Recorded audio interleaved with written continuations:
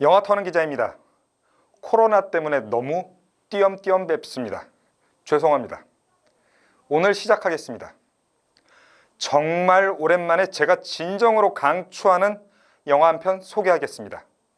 몇 편의 영화를 묻고 장단점을 분석하고 또 트렌드를 전해드리는 시간이었지만 오늘만큼은 이 영화 한 편 간결하게 소개해드리겠습니다. 다시 말씀드리지만 정말 진짜 엄청나게 재미있습니다. 만약 이 영화가 재미없으시다면 이 세상에 재미있는 영화는 단 한 편도 당신에겐 없으실 겁니다. 지금 소개해드립니다. 넷플릭스 영화 야차입니다. 넷플릭스 하면 K 콘텐츠 오리지널 시리즈만 생각하시는 분들이 많습니다. 하지만 넷플릭스 영화도 있습니다. 물론 넷플릭스 한국 영화 대부분이 코로나19 이후 극장 개봉이 불가능해지자 방향을 튼 케이스들입니다. 아쉽지만 야차도 마찬가지입니다. 큰 스크린에서 보는 맛, 정말 비교할 수 없습니다. 하지만 이번 야차, 제가 보장합니다. 노트북, 모니터, IPTV 화면, 심지어 태블릿, 그리고 휴대폰 액정으로 보신다고 해도 그 재미 결코 무시 못할 겁니다. 그럼 시작하겠습니다. 야차, 첫 번째 재미, 스파이 액션 장르란 점. 우선 국내 장르 영화에서 스파이 액션 영화가 없었던 건 아닙니다. 가장 최근 개봉에 흥행에 성공했던 영화가 있었습니다. 윤종빈 감독의 공작입니다. 설경구, 문소리, 다니엘 헨이 주연의 제목 자체가 스파이였던 영화도 있었습니다.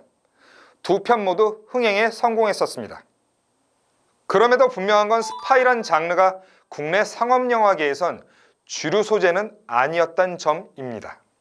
앞선 두 편이 그 예시가 될 듯합니다. 스파이라고 하면 어떤 전형성을 떠올리게 합니다. 물밑에서 벌어지는 암투와 머리싸움, 그리고 숨막히는 긴장감.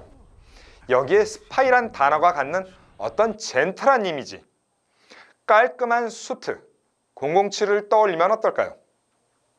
할리우드처럼 대규모 물량 공세가 이루어지는 스파이 액션, 미션 임파서블 시리즈, 그리고 레전드 시리즈인 007이 아니라면 국내 영화 시장에서 스파이는 그리 환영받을 소재는 아닙니다.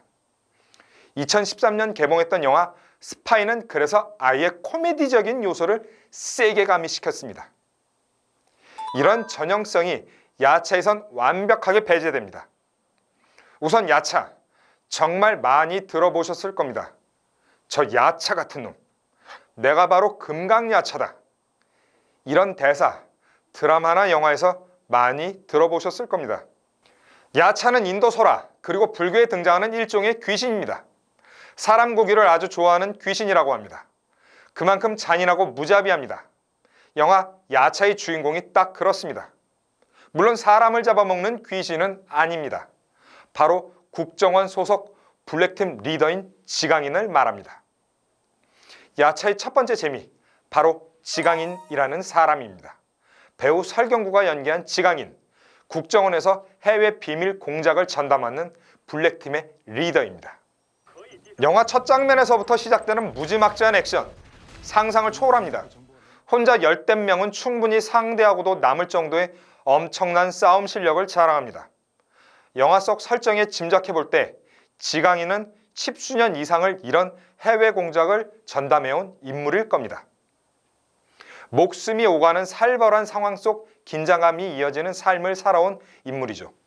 그런 점이 영화에서 상당히 흥미롭게 그리고 재미적으로 묘사가 됩니다. 즉 무자비한 폭력으로 그려지죠. 지키기 위해 자비를 베풀지 않는 지강인의 태도는 앞서 설명한 무자비한 폭력, 즉 엄청난 액션으로 그려집니다.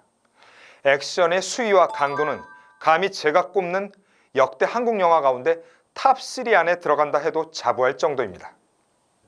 이런 지강인의 매력, 굳이 설명 안 해도 되겠죠? 그래서 사실 지강인을 연기한 설경구조차 야차의 시나리오를 쓰고 연출을 맡은 나연 감독에게 제발 발이라도 땅에 딛고 있게 해달라고 부탁을 해 오히려 이 캐릭터에 톤을 죽여달라고 요청했답니다. 설경구의 요청에 나연 감독도 수긍을 했고 지강인의 멋짐을 어느 정도 죽여줬다고 합니다. 공개된 야차 속 지강인의 멋짐이 그 정도라면 도대체 시나리오 단계에서 설경구가 본 지강인은 어느 정도로 멋졌다는 건지 궁금할 정도입니다. 야차라 불린 지강인의 무자비한 이유 있는 폭력이 그려지는 과정 또한 영화 야차의 두 번째 재미가 아닐까 합니다. 야차는 동북아 전체를 무대로 펼쳐지는 스파이들의 전쟁을 그립니다. 지강인이 이끄는 블랙팀 멤버들 그리고 이들을 상대하는 동북아 전체 스파이들의 전쟁에는 역대 한국 영화에서 단 한 번도 본 적 없는 엄청난 전투 액션이 펼쳐집니다. 우선 총기 액션, 역대 한국 영화 가운데 전쟁 영화를 제외하면 최고이고 최강입니다. 등장하는 총기 종류만 총 36종류에 달합니다. 현장에 전직 특수부대원 출신 전문가분들이 상주해서 조언을 하고 또 교육을 해주셨다고 합니다. 각각의 상황에 맞게 총을 쥐고 소지하는 파지법, 그리고 총을 쏘는 법 등이 아주 세밀하게 그려져 있습니다. 각각의 인물들 성격에 맞는 상징적인 총기도 전부 다르게 배치했습니다.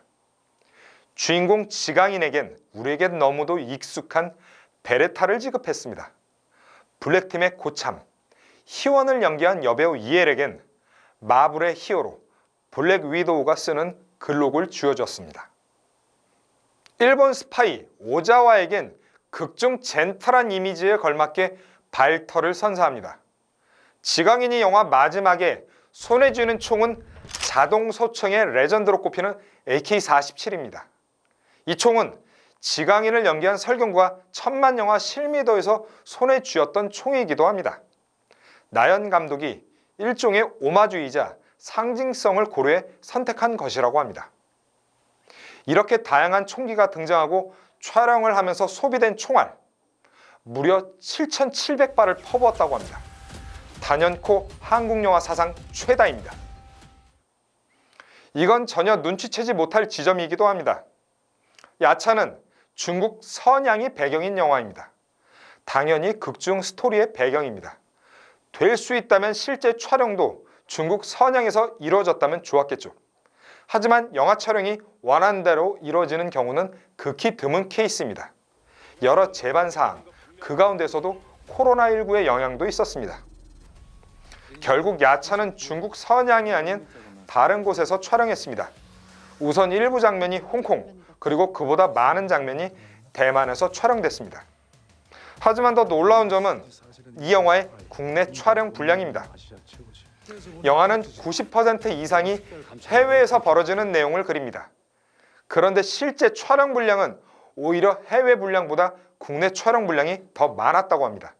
그것도 편집의 묘미가 살린 특별한 기술을 통해 전혀 이질감이 없는 수준으로 장면을 이어붙였습니다. 일예로 블랙팀 팀원들이 침투하는 장면에서 들어갈 때와 들어가서 그리고 복도에서 총격전 그리고 나와서의 공간, 이 4개의 구분이 전부 다른 지역에서 촬영을 한 경우도 있다고 합니다. 근데 전혀 이질감이 없이 한 장면 한 곳에서 촬영된 것처럼 편집이 됐습니다. 야차를 보면 사실 굉장히 의아스러운 지점이 눈에 띕니다. 정말 재밌고 잘 만든 영화인데 저한테조차 딱 한 지점이 이상하게 다가왔습니다. 이미 공개가 됐고 온라인에도 많이 밝혀졌으니 언급하겠습니다. 바로 세스코 장면입니다. 이게 뭐냐? 내용이 이렇습니다. 지강인과 블랙팀이 극중 어떤 곳에 침투하는 내용이 있습니다. 이 장면에서 지강인과 블랙팀 팀원들이 위장을 하는데 세스코 직원으로 위장을 합니다. 화면에는 정확하게 세스코 로고가 등장합니다. 사실 좀 뜬금없고 누가 봐도 PPL을 예상하게 합니다. 결과부터 말씀드리면 PPL 아닙니다. 100% 감독의 의도였습니다. 뭐가 의도냐?